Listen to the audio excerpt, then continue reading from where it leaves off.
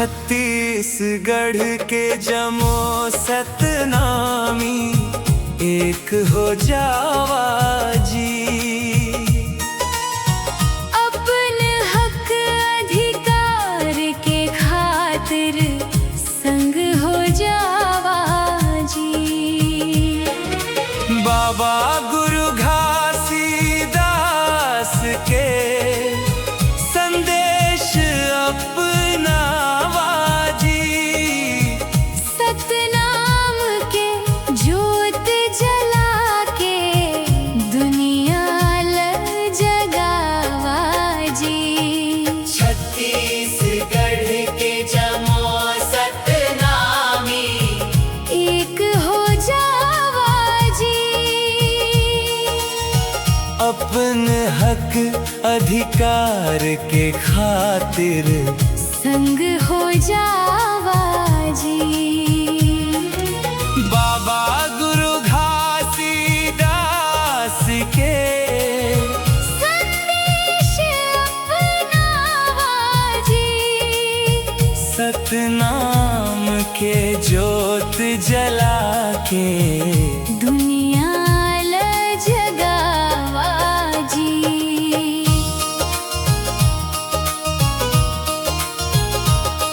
गिरौदपुरी धाम ले निकले सत्य के उजियारा।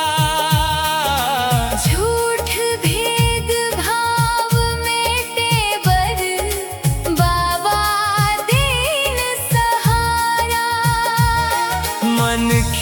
मन खे एक समान है यही अमर बानी।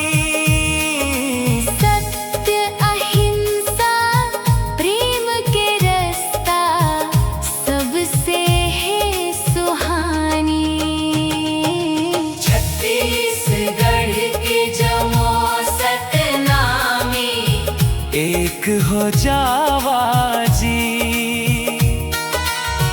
अपन हक अधिकार के खातिर संग हो जावा जी।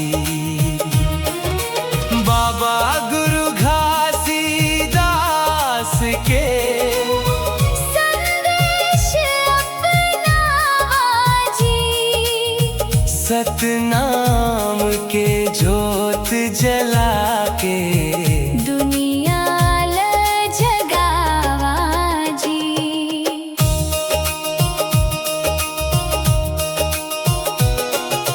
जत का गाँव जत का गली सतनाम गूंजे। भाईचारा के फुलवारी हर मन पूजे। कोनो ऊंच नीच नहीं होवे सबके एक ठिकाना। सत्य के रास्ता चलब संगी यही बाबा के गाना।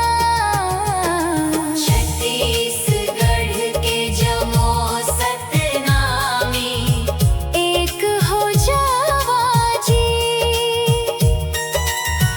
अपन हक अधिकार के खातिर संग हो जावा जी। बाबा गुरु घासीदास के संदेश अपनावा जी।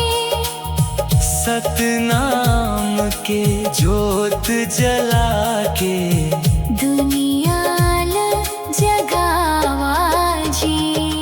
हक अधिकार पर आवाज उठावब देरा ना नहीं।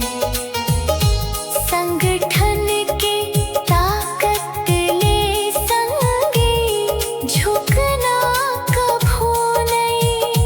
संविधान के रास्ता धर के आगू बढ़ते जावो। सत्य न्याय और भाई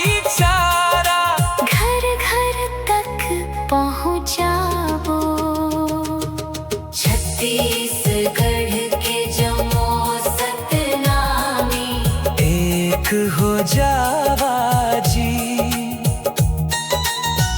अपन हक अधिकार के खातिर संग हो जावा जी। बाबा गुरु घासीदास के संदेश अपनावा जी। सतनाम के जोत जला के दुनिया जगावा जी। गिरौदपुरी धाम के माटी पावन है पहचान, सत्य सेवा सद्भावना ले बढ़ के सबके मान। सतनाम के अमृत बानी जन जन तक पहुँचा ही एकता के ये संदेशा दुनिया भर गूंजा ही। छत्तीसगढ़ के जमो सतनामी एक हो जावा जी। अपन हक अधिकार के खातिर संग हो जावा जी। बाबा